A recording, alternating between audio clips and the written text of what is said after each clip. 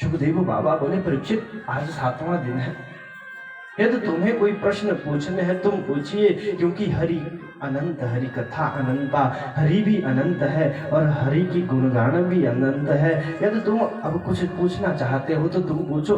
बोले, सरकार बाकी तो बड़ा आनंद आया कथा सुनने में, परंतु आपने भगवान को दीन बंधु कहकर भी पुकारा है, तो क्या भगवान ने दीनों पर भी कृपा करी थी क्या?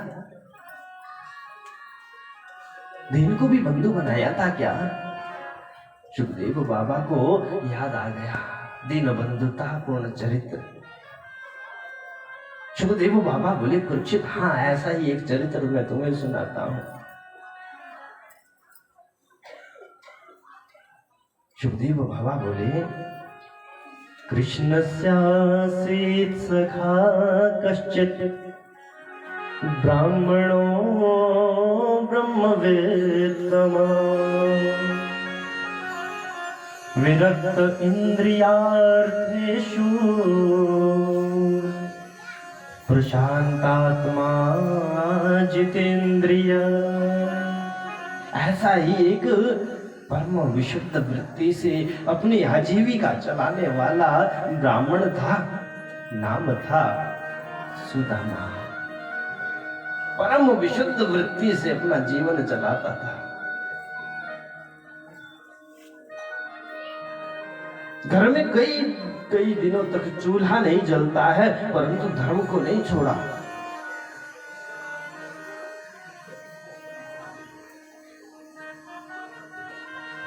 कई बार देखो, इनकी पत्नी नाम है सुशीला, इनके संतानें भी है। कई बार सुशीला इतनी विकल हो जाती है अपनी संतान को देखकर, संतान अब रोना तो माँ के पास ही रोएगी ना, मैया भूख लग रही है। तो सुशीला कहती, बेटा आज एकादशी का व्रत है, आज भोजन नहीं बनेगा। कितने संस्कारित संतान है वो संतान दूसरी बार नहीं पूछती कि मैया पिछले कल भी तो तूने यही कहकर बात को टाल दिया था कि आज एकादशी का व्रत है। कई दिनों तक जब चूल्हा ना जले तो सुशीला अत्यंत विकल हो भगवान को देखा, अरे ये सुदामा मेरे घर ऐसे आने वाला नहीं, एक संत का वेश धारण करके आया, भिक्षाम देहि। सुदामा जी संध्या वंदन कर रहे थे, सुशीला दौड़ कर बाहर आई। हाँ सरकार, अरे देवी कुछ भिक्षा दो। सुशीला बोली, कुछ दे नहीं सकती सरकार। क्यों? बोले, हमारे घर में सूतक लगा है। सूतक लगा है देवी? हाँ सरकार, सूतक लगा है। क्या हुआ है तुम्हारे घर में? बोले, हमारे घर में बालक हुआ है। अच्छा, क्या नाम है बालक का? बोले, दारिद्र्य देव पैदा हुआ है हमारे घर में, इसलिए सूतक लगा है। संत ने कहा, अरे देवी तुम सुदामा की ही पत्नी हो ना, क्या ये सुदामा की कुटिया है? बोले, हाँ सरकार, है तो सुदामा की कुटिया, परंतु आप मेरे स्वामी को कैसे जानते हैं? संत बोला, अभी से नहीं देवी, मैं तो तुम्हारे पति को बहुत समय से जानता हूँ। उस समय से जानता हूँ जब तुम्हारे पति देव उज्जैन में संदीपनी ऋषि के विद्यालय में शिक्षा ग्रहण करते थे। वो और द्वारिकाधीश बड़े घनिष्ठ मित्र थे, तब से जानता हूँ। सुशीला आश्चर्यचकित हो गई, बहुत चक्की सी रह गई। अरे मेरे पति द्वारिकाधीश के मित्र? अरे देवी, तुम्हारे पति तो द्वारिकाधीश के अनन्य मित्र है, भेज क्यों नहीं देती उन्हें अपने पति को द्वारिकाधीश भेजो ना, सारा दारिद्र्य भाग जाएगा। सुशीला ने तुरंत साधु को प्रणाम किया, अंदर आई कुटिया में, सुदामा जी के चरणों में प्रणाम करके बोली, महाराज आज एक निवेदन करना चाहती हूँ। क्या? बोले, मैंने सुना आपके मित्र द्वारिकाधीश है, क्या ये सत्य है? अरे सुशीला, तुमसे किसने कहा? अरे स्वामी, पहले ये बताओ, ये सत्य बात है या नहीं? सुशीला, बात तो सत्य है।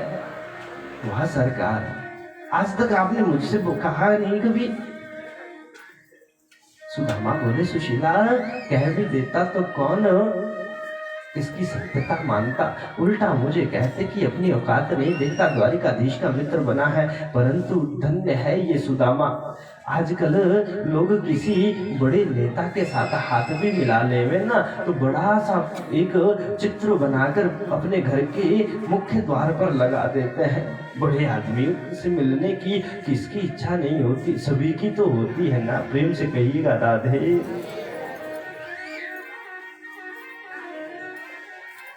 परंतु देखो इस सुदामा को, कितना विरक्त है। अरे तो मुझे तो कह दिया होता, मैं तो तुम्हारी धर्म पत्नी थी। चलो छोड़ो, मुझे भी नहीं कहा, परंतु आज आपको अपने मित्र के घर जाना है। सुशीला, नहीं जाऊंगा। क्यों? क्या वो तुम्हें भूल गया होगा? नहीं सुशीला, ये ऐसी बात नहीं। वो है मेरा ऐसा मित्र नहीं, वो मुझे कभी भूल नहीं सकता। फिर क्यों नहीं जाते? सुशीला, सत्यता तो यही है कि वो मुझे कभी भूला नहीं, परंतु जाऊंगा नहीं। क्यों? बोले, वो मेरा ऐसा मित्र है, जब गुरुकुल में भी हम इकट्ठे पढ़ते थे ना, मुझसे बहुत प्रेम करता था। सर्दी में जब वो मुझे ठंडी लगती थी तो अपना कंबल भी मुझ पे डाला करता था। आज मुझे इस हाल में देखेगा, वो बहुत दुखी होगा और मैं नहीं चाहता कि उसको कोई दुख हो। सुशीला ने भी ज्यादा जिद नहीं करी जाने की। इसके भाई है, राजा की नौकरी करते हैं, अच्छा कमाते हैं। इससे भी कहा, अरे तू बढ़िया बढ़िया पद गाता है, राजा के लिए कुछ पदावलियां गा, तुझे धन मिलेगा। सुदामा मना करता है, भैया नाथ वाणी गुणानुकथने, ये वाणी केवल गोविंद के गुणानुवाद गाएगी, बाकी किसी के गुणानुवाद गाएगी नहीं। सुशीला ने भी कभी जाने की जिद नहीं करी, परंतु हाँ, जब बैठती है तो केवल कृष्ण चर्चा करती है, कृष्ण की ही चर्चा करती है। और ये बात भी तो सत्य है सज्जनों कि भगवान से भगवान की चर्चा ही मिलाती है। भगवान से यदि कोई मिलाता है तो भगवान का नाम मिलाता है। एक दिन सुशीला को मिल गया मौका। सुशीला ने कहा, स्वामी, जब आप ही कहा करते थे ना, जब हम विद्यालय से अलग अलग हुए तो कृष्ण ने दोनों को कुछ काम बांटा क्या? बोले, सुदामा, तुम कहते थे कि कृष्ण ने मुझसे कहा, अरे सुदामा, तुम ब्राह्मण हो, शास्त्र से धर्म की स्थापना करना, और मैं क्षत्रिय हूं, मैं शस्त्र से धर्म की स्थापना करूंगा। तो स्वामी, कितना धर्म का प्रचार प्रसार किया, क्या ये भी नहीं बताओगे अपने मित्र को? सुदामा को जच गई बात। सुदामा बोला, देवी, यदि तुम इतनी चर्चा कर रही हो, अब सत्य कहता हूं, अब तो मन जाने का हो ही रहा है। सुदामा कहता है। सुशीला बोली, तो कब जा रहे हो? बस सुशीला, प्रातः ही निकल जाऊंगा। ठीक है। प्रातः काल हुई, सुदामा जी ने चलने के लिए हाथ में लाठी ली। सुशीला की आंखों से अश्रु बहने लगे। सुदामा बोले, अरे पगली कहीं की, अरे अभी तक कहती थी जाओ जाओ जाओ, आज जाने लगा तो रोने लग गई। सुशीला बोली, स्वामी, रोना इस बात का नहीं आया कि आप जा रहे हो, रोना तो इस बात का आया स्वामी कि जब विधाता ने मेरे स्वामी के भाग्य में कृष्ण मिलन लिखा था, तो इसमें इतनी गरीबी क्यों लिख दी कि मैं आज द्वारिकाधीश के लिए कुछ भी नहीं दे पा रही हूँ, कुछ भी नहीं भेज पा रही हूँ। सुदामा बोले, देवी, तेरी क्या दोष है? तेरा क्या दोष है? मैं ही तो तेरे लिए कुछ ना कर पाया। नहीं नहीं स्वामी, ऐसा मत कहो। अरे भूख से बच्चे बिलबिलाते थे, मैंने कभी आपसे कुछ मांगा नहीं। मैंने आज तक आपसे कुछ नहीं मांगा, लेकिन आज आप द्वारिकाधीश से मिलने जा रहे हो। अगर आपकी अनुमति है स्वामी तो कुछ मांग लूं कहीं से, थोड़ा सा कुछ अन्न मांग लूं, जब हमारे पास होगा दे दूंगी। सुदामा जी भी मौन स्वीकृति दे बैठे। दौड़कर सुशीला गई और 4 घरों से 4 मुट्ठी चावल के ले आई और लाकर अपनी फटी पुरानी जर्जरित साड़ी का एक पल्लू फाड़कर उसमें 4 मुट्ठी चावल की बांधी है। क्यों? अरे जब 4 मुट्ठी चावल मांग सकती थी तो एक नया कपड़ा भी तो मांग सकती थी, परंतु सुशीला जानती है, अरे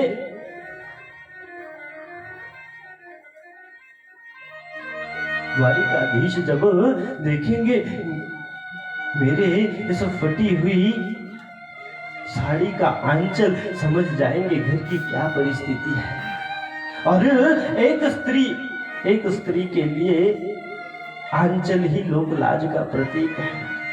सुशीला जानती है कि मेरी लोक लाज संसार में ना बिके, इसलिए गोविंद मैं ये आंचल आपके हाथ में दे रही हूँ, आपके हाथ में थमा रही हूँ।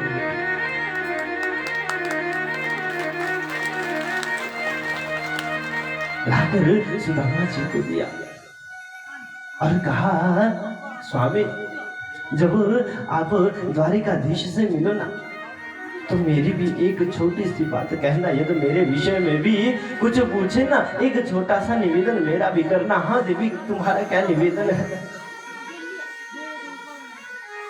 सुशीला बोली, स्वामी बस इतना सा कह देना कि हे गोविंद, 1 मास द्वैपाख में 2 एकादशी होवे, सो प्रभु दीन दयाल ने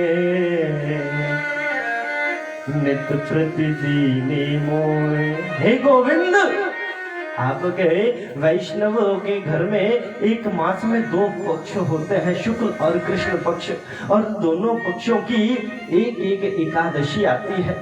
परंतु आपकी मेरे ऊपर तो इतनी कृपा बरस रही है कि जब भी मेरी संतान मुझसे पूछती है मैया खाने को दो दे, तो मैं उनको यही कह देती हूँ आज एकादशी है। और ये भी नहीं जानती मैं गोविंद कि ये एकादशी कब तक मनेगी। पूरी बात सुशीला ने चंद शब्दों में कहती सुदामा जी चलने लगे। चलते जा रहे हैं स्वामी, मार्ग बहुत लंबा है, चलते जा रहे हैं। आप आए नहीं और खबर ही न ली, आप आए नहीं और खबर ही न ली, खत लिख लिख के भेजे तमाम, सुध ले लो मेरी घनश्याम, सुध ले लो मेरी घनश्याम। आप आए नहीं और खबर ही न ली, आप आए नहीं और खबर ही न ली, खत लिख लिख के भेजे तमाम, सुध ले लो मेरी घनश्याम, सुध ले लो मेरी घनश्याम।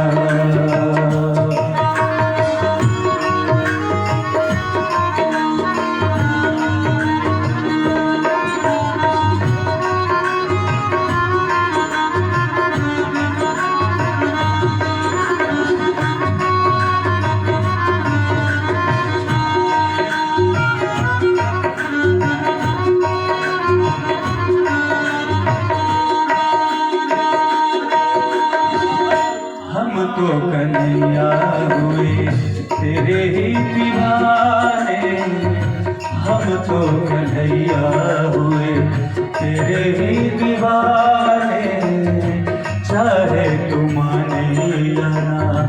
चाहे न माने, चाहे तो माने या ना, चाहे न माने, आंखों में छाए मेरे दिल में समाए, आंखों में छाए मेरे दिल में समाए, बस होठों पे है तेरा नाम, सुध ले लो मेरी घनश्याम,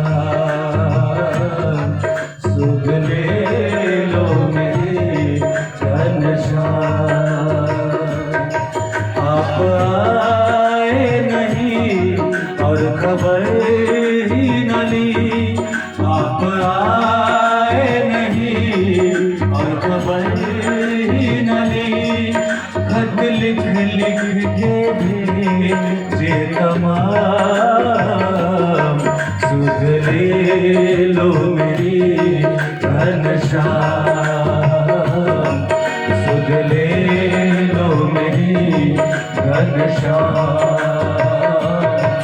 सुध ले लो मेरी घनश्याम, सुध ले लो मेरी घनश्याम, सुध ले लो मेरी घनश्याम। बोल वृंदावन बिहारी लाल की। हम सभी का परम सौभाग्य। कहते थे ना कि भागवत जी का क्या फल है, तो 7वें दिन फल का पता चल पड़ता है।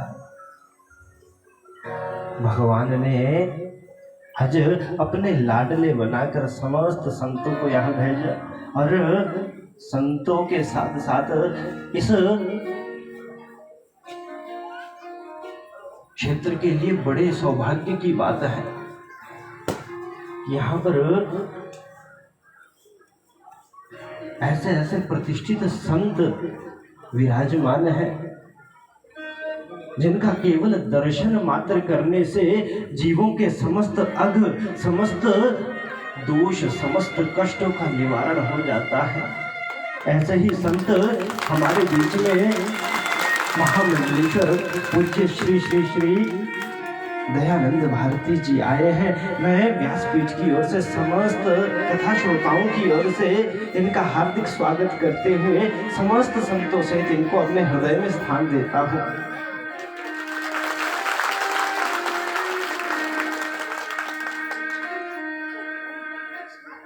मैंने कल निवेदन किया था, संत का दर्शन आपकी मेहनत से हो रहा है, आप ढूंढ रहे हो, फिर संत मिल रहा है, तो समझ लेना तुम्हारे प्रारब्ध अच्छे थे, तुम्हारे प्रारब्ध अच्छे थे तो तुम्हें संत मिला।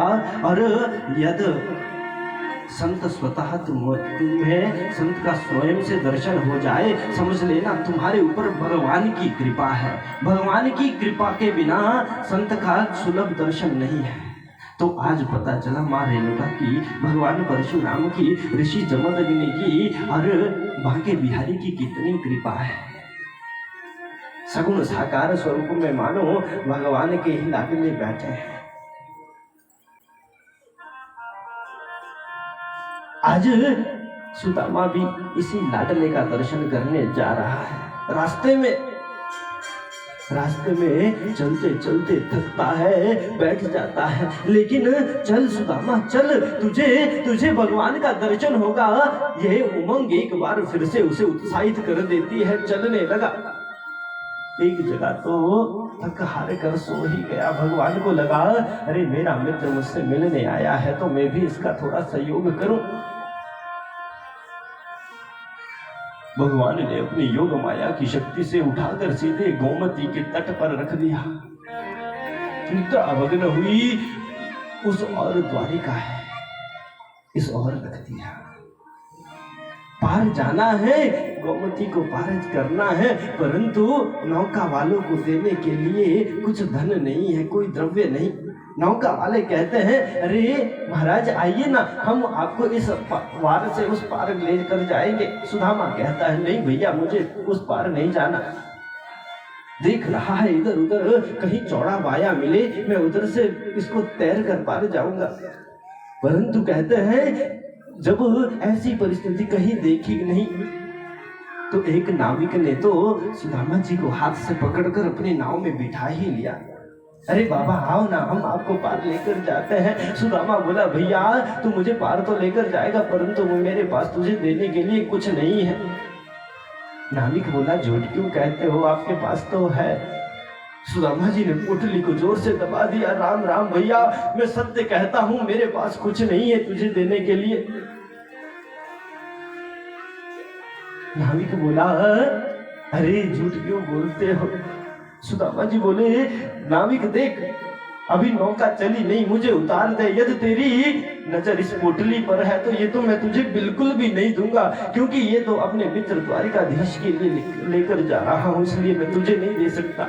नाविक बोला इसके बाद भी आपके पास बहुत कुछ है क्या। बोला ब्राह्मणों के पास तो आशीर्वाद होता है। अरे मैं आपको उस पार लेकर जाऊंगा, आप मुझे आशीर्वाद दे देना। यूं कहकर नाविक ने नाव चला दी। नाव बीच में पहुंची। नाविक पूछता है महाराज कहाँ जा रहे हैं, किससे मिलने जा रहे हैं। बोले द्वारिकाधीश से मिलने जा रहा हूँ। अरे मेरा बचपन का मित्र होता था, आज उससे मिलने जा रहा हूँ, इतने समय बाद जा रहा हूँ। नाविक ने कहा अरे क्या तुम्हें भूल तो नहीं गया होगा तुम्हारा मित्र। नाविक कहता है तुम्हें भूल तो नहीं गया होगा। सुदामा बोले राम राम भैया ऐसा मत बोल, वो मुझे भूल नहीं सकता। देखना मेरा दर्शन करते हुए दौड़ा आएगा, मुझे गले से लगाएगा, वो मुझे भूलता नहीं। नौका किनारे पर पहुंची। सुदामा जी उतरने लगे। नाविक ने पैरों को छुआ, सुदामा जी ने दोनों हाथों से आशीर्वाद दिया। सुदामा जी आगे चले गए, नौका पीछे की ओर चली गई। सुदामा जी समझ ही नहीं पाए जिससे मिलने जा रहा हूं आज उसी ने नौका से पार भी लगा दिया है।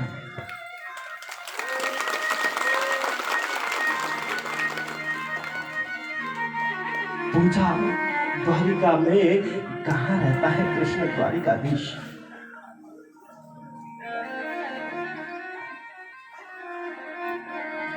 पहुंचे, दरवाजे मुख्य द्वार पर पहुंचे हैं तो सैनिकों ने कहा हाँ सरकार आपको कहाँ जाना है। सुदामा जी बोले सैनिक मुझे द्वारिकाधीश से मिलना है। सैनिकों ने कहा द्वारिकाधीश से मिलने की आवश्यकता नहीं। अरे बाबा यहीं बैठो, यहीं पर अन्न क्षेत्र खुलने वाला है, अन्न यहीं से मिलेगा। वस्त्र भंडार खुलने वाला है, वस्त्र यहीं से मिलेंगे। जो भी तुम्हें चाहिए यहीं पर मिल जाएगा, इसलिए ठाकुर जी से मिलने की आवश्यकता नहीं, हमारे महाराज जी से मिलने की आवश्यकता नहीं।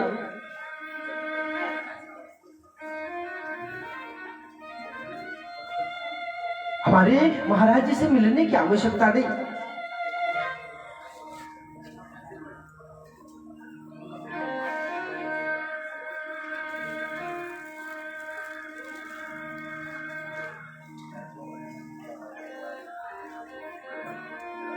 बार बार कहने लगे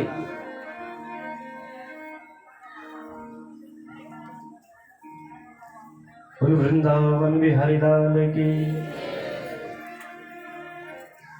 जब वो बार बार मिलने का अनुग्रह किया तो सैनिक बोला, एक सैनिक उसमें से बोल पड़ा अरे तुम हमारे महाराज जी को मित्रता का वास्ता देकर अपनी भूख मिटाने तो नहीं आए।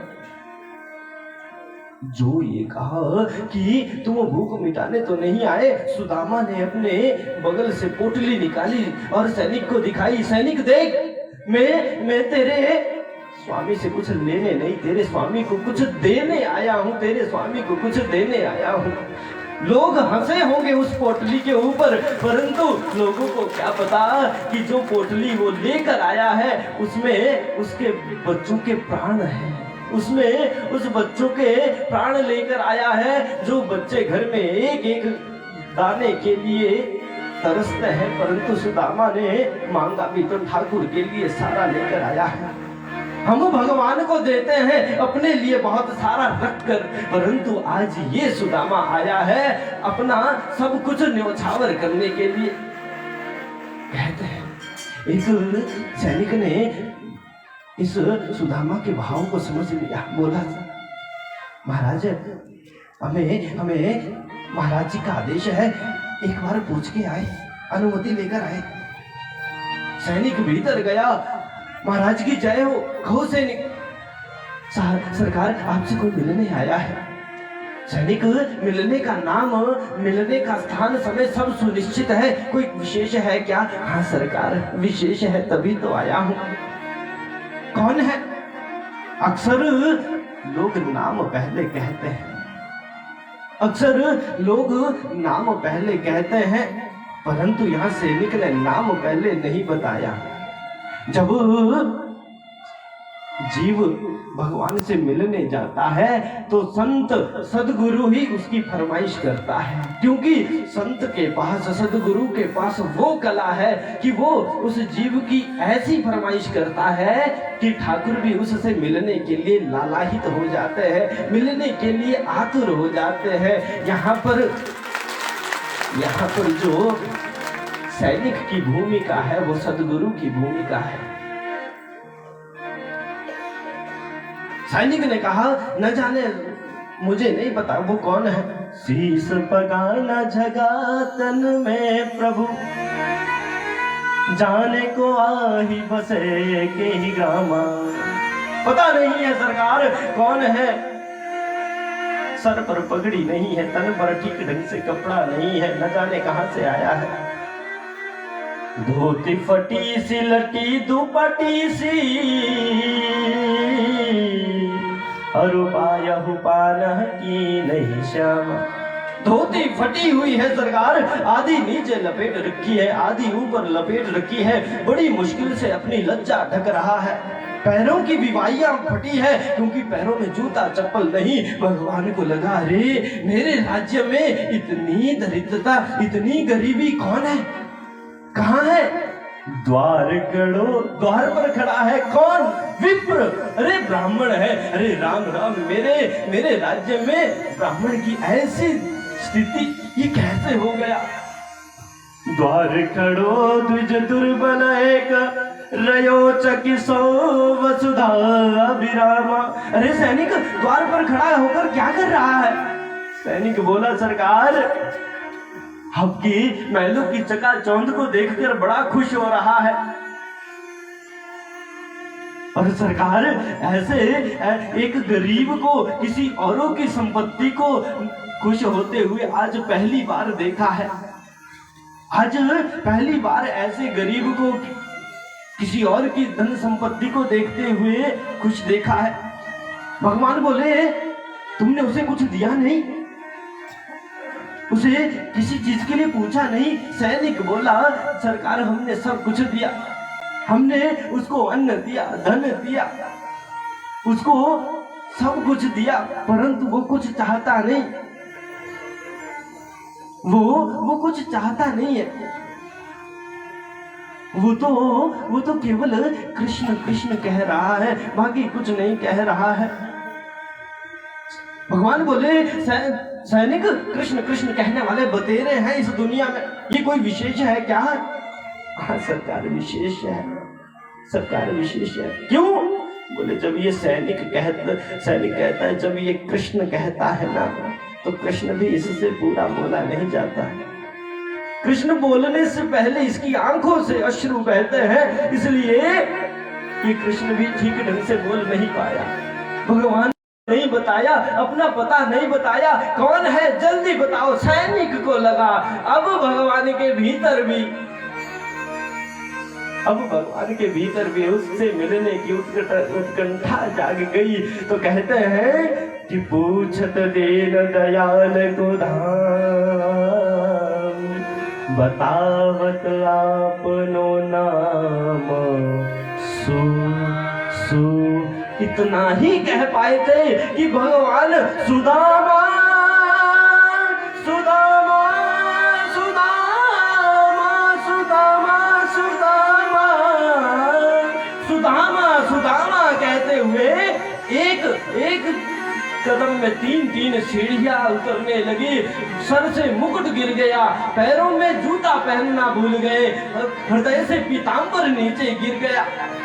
दौड़ रहे हैं पागलों की तरह। रुक्मिणी बोली, सरकार सरकार, आप दहली से बाहर जा रहे हैं, सर पर मुकुट पहन कर जाओ, अरे हृदय पर पीतांबर पहन कर जाओ। भगवान बोले, रुक्मिणी तूने सुना नहीं, शीश पगा ना जगा तन में, उसके सर पर पगड़ी नहीं, मैं मुकुट पहन कर कैसे जाऊं। अरे सुना नहीं तूने, उसके तन पर ठीक ढंग से कपड़ा भी नहीं, मैं पीतांबर ओढ़ कर कैसे जाऊं। अरे मेरा मित्र मुझसे नंगे पैर चलकर आया, मैं चरण पादुकाएं पहन कर कैसे जाऊं। ये यथां माम प्रपद्यन्ते तां तथैव भजाम्यहम्। मेरा भक्त मुझे जिस भाव से भजता है, मैं उसे उसी भाव से ग्रहण करता हूँ, उसी भाव से ग्रहण करता हूँ। भगवान दौड़े, उधर सुदामा संकल्प विकल्पों में खोए हैं।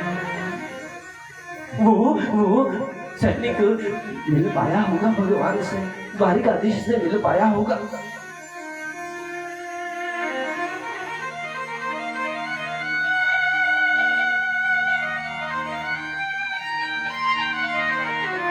वो मिल पाया होगा, पहचाना होगा मुझे द्वारिकाधीश ने। जो द्वारिकाधीश ने सुदामा का दर्शन किया, द्वारिकाधीश को अपनी ओर आते देखा, सुदामा भी दौड़ पड़ा, दोनों आपस में मिले, सुदामा को गले लगाया, अपनी नम आंखों से सुदामा का अभिषेक कर दिया। इतना जोर से गले से लगाया तो जिससे कि सुदामा की सारी पीड़ा दूर हो गई। फिर देखे, फिर चिपका दे, कहे सुदामा तू आया क्यों नहीं, तू आया क्यों नहीं, आज तक तू कहाँ रहा मित्र। हाथ पकड़कर अंदर लेकर जा रहे हैं। अरे एक छोटे से छोटा आदमी भी मिले ना तो भगवान क्या कहते हैं पता है? भगवान कहते हैं, अरे भैया देख, मेरा मित्र आया है, मेरा मित्र आया है मुझसे मिलने। देखते अंदर लेकर गए, अपने सिंहासन पर बिठा दिया, भगवान चरणों में बैठ गए।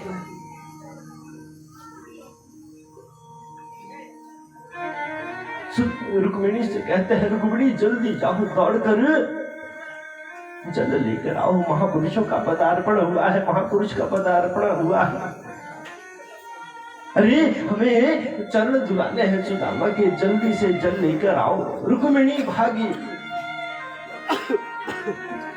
जल लेने के लिए भागी, परंतु यहाँ नरोत्तम दास लिखते हैं, भगवान ने जैसे ही सुदामा जी के चरणों को साफ किया, तलुओं के नीचे हाथ घुमाया तो भगवान के हाथ में रक्त लगा। गौर से देखा तो सुदामा चलकर आए हैं, पैरों में विवाहियां फटी हैं, कांटे धसे हैं, कुछ कांटे निकल गए हैं, उसमें से रक्त आ रहा है, कुछ कांटे उसी में ही फंसे हैं। जो पैरों के नीचे हाथ फेरा, सुदामा जी कराहने लगे।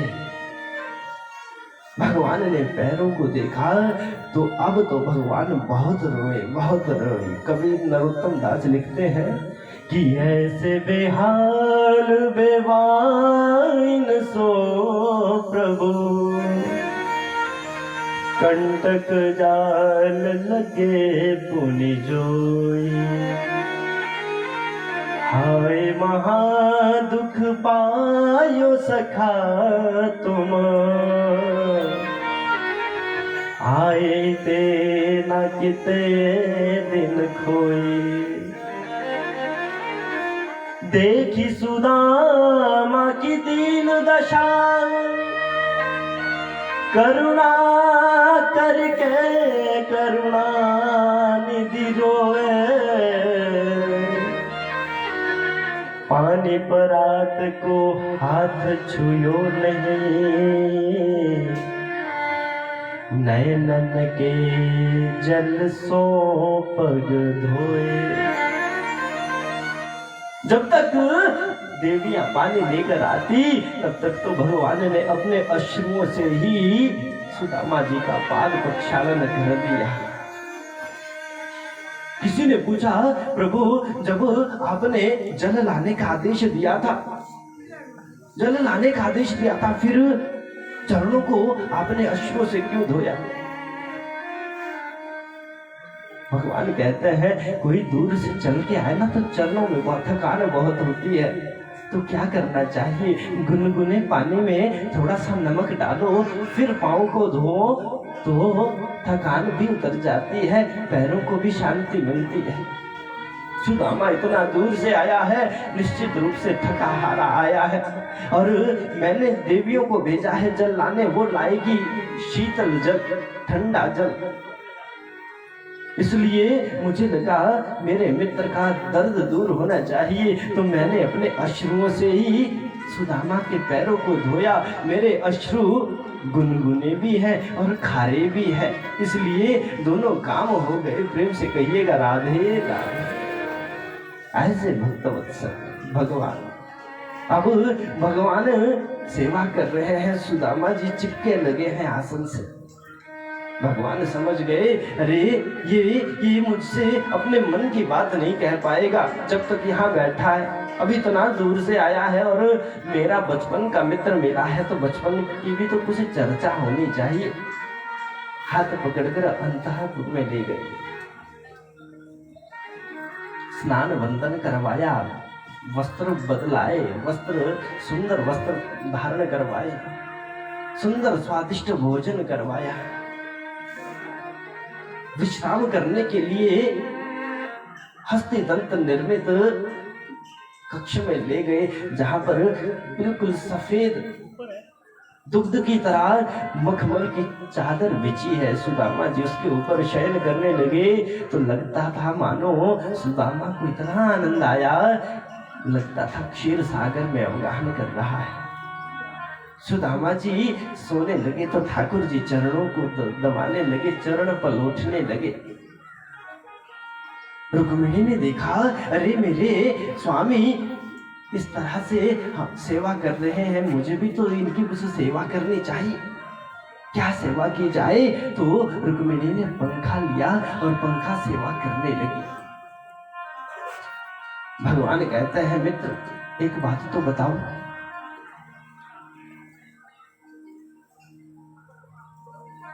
तुम्हारा शादी ब्याह हुआ या नहीं? सुदामा बोले, बात शुरू भी करी तो शादी ब्याह से ही करी, और तेरे पास कुछ पूछने के लिए नहीं था क्या भैया? भगवान बोले, नहीं, मैं ये तो बात तुझसे इसलिए पूछ रहा हूँ मित्र, क्योंकि तू जब हम पढ़ते थे ना विद्यालय में, तब तू बाबा बैरागियों जैसी बातें करता था। मुझे डर लगता था कि कहीं तू सचमुच बाबा बैरागी तो नहीं बन गया। सुदामा जी बोले, नहीं, अरे कृष्ण विवाह मेरा हुआ है और मेरी पत्नी का नाम है सुशीला, जैसा नाम वैसा उसका स्वभाव। अरे तू कैसा मित्र है, तूने विवाह भी कर दिया और मुझे खबर तक नहीं की। भगवान बोले, देख मित्र की बातें हो रही हैं, इसमें बीच में धन नहीं आना चाहिए। तूने मुझे बोला नहीं। सुदामा जी बोले, अरे तू मेरे घर में आता, तेरे लायक घर में तुझे रखने के लिए जगह नहीं है, व्यवस्था नहीं है। सुदामा जी के शब्दों को सुनकर द्वारिकाधीश बोले, अरे मित्र के बीच में धन कहां से आ गया? पर अब ब्याह हो गया, इस पर चर्चा करना भी बेकार है। परंतु एक बात तो बता, तूने भाभी जी को मेरे बारे में क्या कभी बता रखा है? सुदामा जी बोले, अरे सत्य कहूं ना कृष्ण, तो तुम्हारी भाभी ने ही मुझे तुमसे मिलने भेजा है।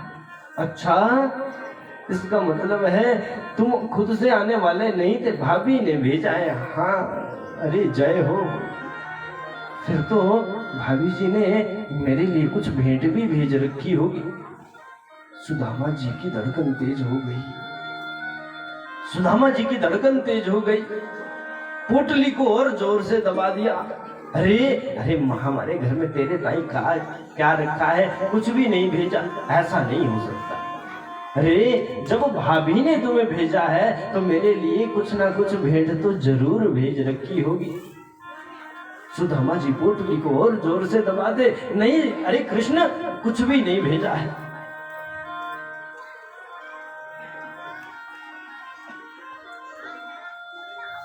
भगवान बोले लगता है मित्र तुम्हारा अभी तक भी व्यवहार बदला नहीं, सुकून जो विद्यालय की आदत थी आज तक अब गई नहीं। क्या मतलब?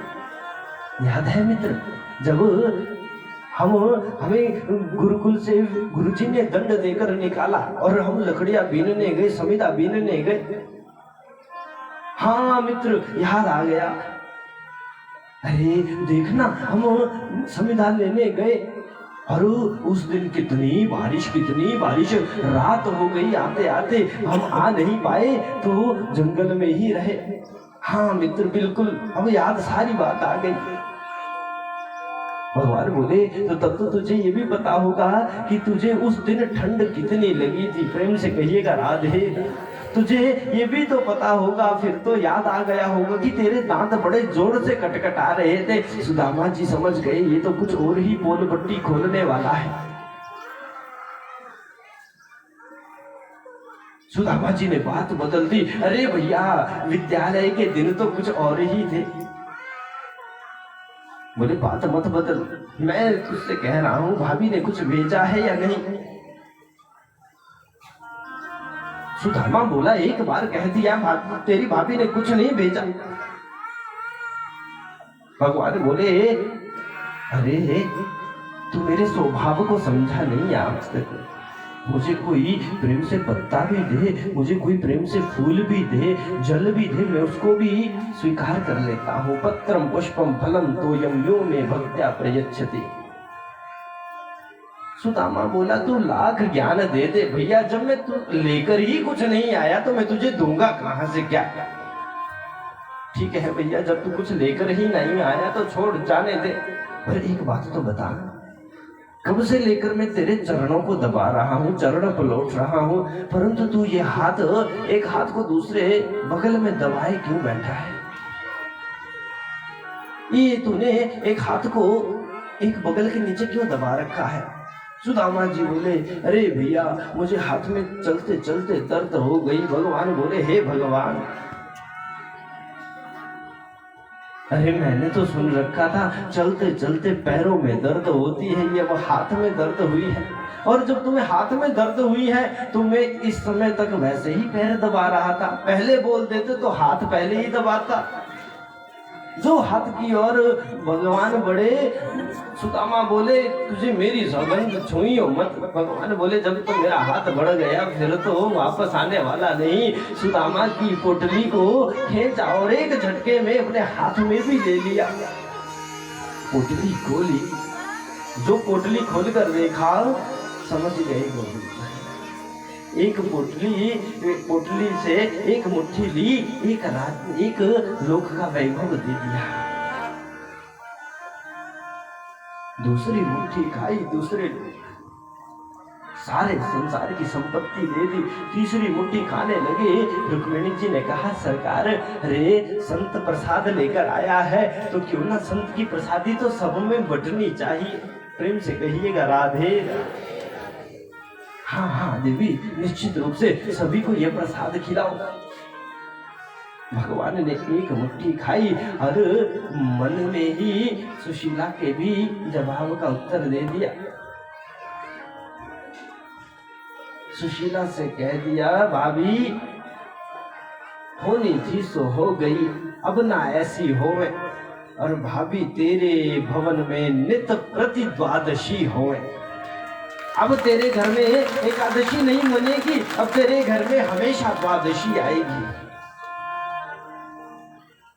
चर्चा आगे बढ़ी। सुदामा जी ने कहा तेरे भी विवाह हुआ या नहीं। भगवान बोले मेरे विवाह की तो पूछे ही मत भैया। बोले पूछे ही मत मतलब अरे मेरी शादी नहीं हुई नहीं तो ये देवी कौन है? ये मेरी धर्म पत्नी है। अब सुदामा जी बोले, अब शादी भी नहीं हुई, धर्म पत्नी भी है, फिर क्या? बोले मित्र, मेरी शादी नहीं हुई, शादियां हुई है। प्रेम से कहिएगा राधे। मेरी तो एक शादी नहीं, बहुत सारी शादियां हुई है। सुदामा जी को लगा 6, 2, 4, 5 होंगी ज्यादा से ज्यादा, तो मिलाएगा नहीं। अरे मिलाने के लिए तो कहूंगा, तुरंत कहा रुक्मिणी जी से सभी देवियों को बुलाओ, अरे संत का आशीर्वाद लेने आओ। सब देवियां दौड़ी आई, पहले रुक्मिणी आई, महाराज प्रणाम करते हो। सुदामा जी भी बोले, पुत्रवती भव, भाग्यवती भव, पति प्रिया भव। दूसरी आई, मैं कालिंदी, प्रणाम किया, आशीर्वाद दिया। तीसरी आई, फिर आशीर्वाद दिया, पुत्रवती भव, सौभाग्यवती भव, धनवती भव। एक एक करके 10 आ गई। पुत्रवती भव, सौभाग्यवती भव, पति प्रिया भव। कृष्ण की ओर इशारा करके बोले, इधर आ भैया। सुदामा जी के पास कन्हैया आए। हाँ, क्या कहता है? बोले एक बात तो बता, ये कौन है जो ये खड़ी है, ये कौन है? बोले ये मेरी धर्म पत्नियां है। ओहो, लगता है तू राजा बनकर तेरे तो ठाटे ही बढ़ गए। ठीक है भैया।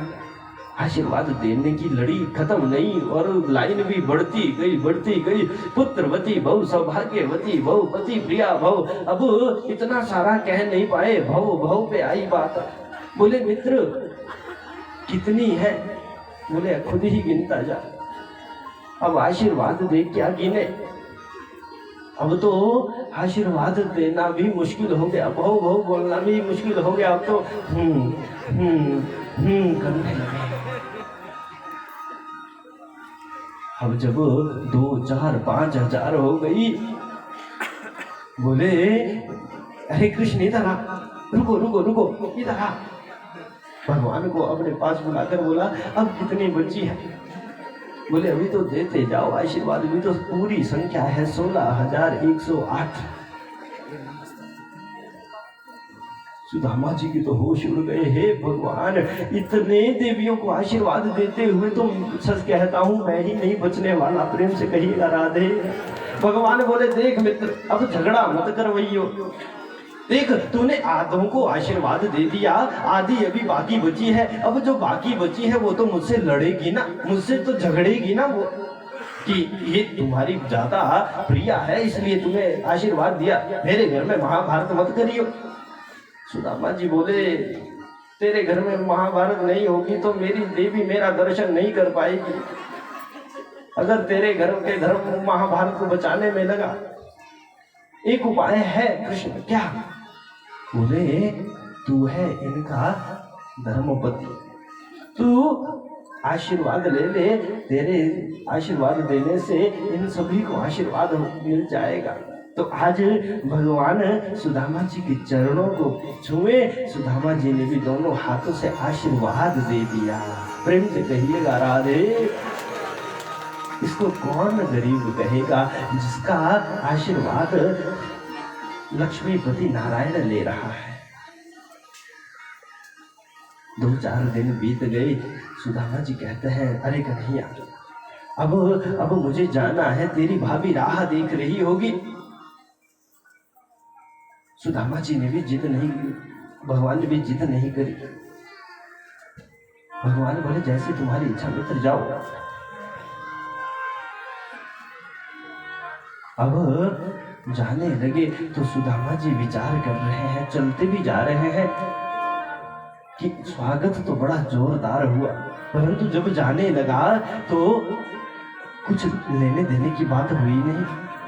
अरे मुझे अपने लिए कुछ चाह नहीं, मुझे अपने लिए किसी चीज की आवश्यकता नहीं, परंतु मैं अपनी पत्नी के स्वभाव को अच्छी तरह जानता हूँ। उसने मुझे इसीलिए यहाँ भेजा है कि स्वामी द्वारिकाधीश से मिलने जाएगा तो कुछ ना कुछ लेकर आएगा, ज्यादा नहीं तो एक साड़ी ही मिल जाएगी। परंतु यहाँ तो अपने राम जैसे आए थे वैसे जा रहे हैं, लेने देने की कोई बात नहीं। शायद ध्यान नहीं है द्वारिकाधीश को। सुदामा जी बोले, अरे द्वारिकाधीश कहां तक मेरे साथ चलोगे? अब तुम वापस जाओ, मैं यहां से आगे चला जाऊंगा। ठीक है तुम जाओ। द्वारिकाधीश लौट कर आने लगे। सुदामा जी को लगा, अरे ये तो चला ही गया। मुड़कर देखा, अरे कृष्ण तो मैं जा रहा हूं। भगवान बोले, आराम से जाना मित्र, आराम से जाओ। फिर सुदामा जी चलने लगे। विचार फिर बदला, मुड़कर फिर देखा, अरे कृष्ण एक बात तो बता। हाँ क्या? बोले, जब मैं आया था तुमने अपनी भाभी का समाचार पूछा, अब जा रहा हूं तो तुम्हारी भाभी यदि तुम्हारे बारे में पूछे तो क्या कहना? भगवान बोले, ओहो ये तो मैं भूल ही गया। अरे मित्र ऐसे बोलना कि राम राम कह रखी है तुम्हें। सुदामा जी बोले, राम राम तो यदि ना भी कहे तो भी चलेगा भैया। नहीं और कुछ कहना है? हाँ और भी कहना है। क्या कहना? भाभी जी से कि जब दूसरी बार द्वारिका आओ तो संग में जरूर आना, प्रेम से कहिएगा राधे तब संग में आना। सुदामा जी को लगा कुछ देने वाला नहीं, चलना चाहिए। और मन में विचार भी कर रहे हैं। देखिए सुदामा जी के हृदय में कुछ चाह नहीं है, क्योंकि जिसके हृदय में कुछ चाहत होती है, कुछ इच्छा होती है, जब वो इच्छा पूरी नहीं होती ना, स्वाभाविक रूप से क्रोध भी आएगा, स्वाभाविक रूप से कोई ना कोई विकार पैदा हो जाएगा, घृणा पैदा हो जाएगी। परंतु सुदामा जी कहते हैं, अरे द्वारिकाधीश देखो कितने भक्त वत्सल है, मुझे कुछ दिया नहीं, मुझ पर इतनी कृपा करी, क्योंकि द्वारिकाधीश जानते हैं कि मैंने कभी धन देखा नहीं, और यदि द्वारिकाधीश एक पोटली धन की दे देते तो मेरी मति खराब हो जाती। इसलिए द्वारिकाधीश ने मुझे कितना प्रेम से रखा, परंतु धन नहीं दिया, मुझ पर बड़ी कृपा करी। भगवान का स्मरण करते करते वापस आए।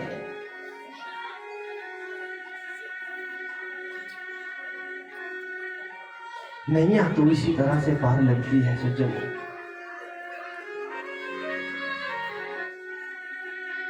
भगवान के प्रति भगवान जो भी दे उसको स्वीकार करो, नहीं तो भगवान जो नहीं देना चाहते हैं उसमें भी अपनी रजा को रखो, अपनी संतुष्टि को बनाओ, तभी नैया पार लगेगी।